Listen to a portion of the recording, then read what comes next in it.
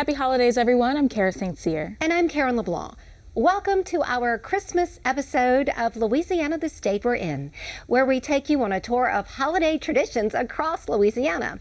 Making headlines are the happy things that spark joy during the season. We begin our tour of holiday happenings in South Louisiana.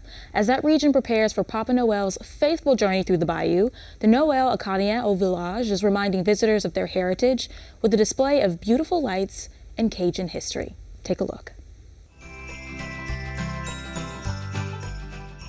Most of these houses are dedicated and all the houses are named.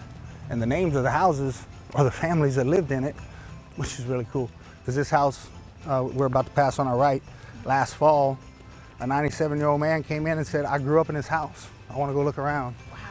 Yeah, what an experience. All authentic. All authentic. Brian Henskins is the CEO of LARC, a nonprofit organization with the goal of providing comfort for Lafayette's intellectually disabled population. On his mission to make this community a better place, Henskins never imagined he'd fall in love with this, a 10-acre display of Acadiana's past. Just amazing to walk through it and have living history. The living history Brian's referring to is called Noel Acadien au village. It's a display of a 19th century Cajun village, decorated with authentic homes and artifacts taken from Cajun descendants all over South Louisiana. But when the temperature drops and dusk sets in at 5 p.m., this quaint relic of history becomes a beautiful showcase of heritage and lights, with the church at its centerpiece. Let's talk about the significance of this place. It's really historical, and you can tell by looking around. Yeah. So we were just in the church. The church is an 1860 church. All of the houses actually are early 1900s. They were all brought from south of here and sort of made a village that would look like it would back in the early 1900s. And that's even what the bayou going through it's about, because they lived next to bayous and the church was next to a bayou, because your priest might not come around but once a month.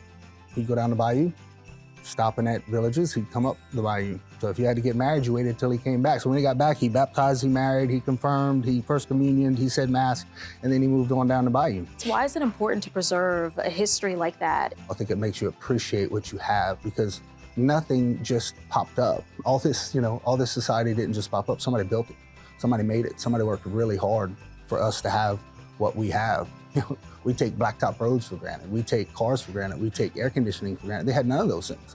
But because of the work they did, because the Acadians came here and were so resilient and so good at what they did with the farming, they built an economy. For the holiday season, the church, all the other neighboring homes, and the fields surrounding the display will be draped in lights.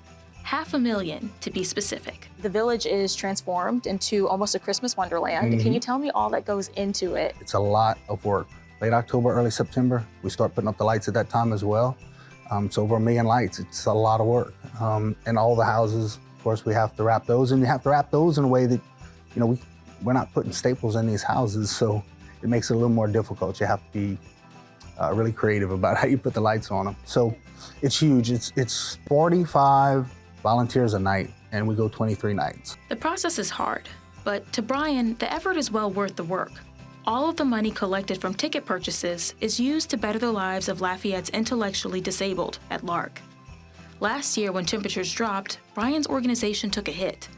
Less people showed up, making this year's ticket sales crucial. It was really cold, the weather was really bad, the turnout was low because of that. And so, thank the good Lord, this year the weather's beautiful. Looks like it's going to continue to be beautiful. It's cool, but not too cold, so it's really got a Christmassy feel.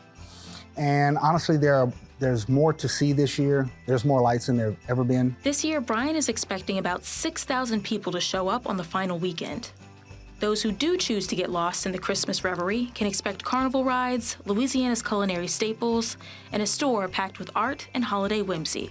It's this attention to detail that attracts visitors like Sarah and Wyatt Lemire every single year. So this is our yearly tradition. Every year we come to see the lights at Acadian Village, do a couple of the rides, have hot chocolate, listen to carolers, and then take a picture with Santa. I have 2 girls, so we have pictures from when they were babies in front of all of the displays in the houses. So it's a beautiful thing to look back on to see how they grow throughout the years. Though the village's Christmas display ends on Saturday, Brian says it's worth a visit, if not for the holidays, for the history. I think it's important to know who you are and to know where you live. Even if you aren't Acadian, it's important to know this area was built by Acadians. And so in my opinion, you sort of owe something to them. And we owe it to people to keep that heritage alive, in my opinion, and we owe it to people and we owe it to history to take care of these homes.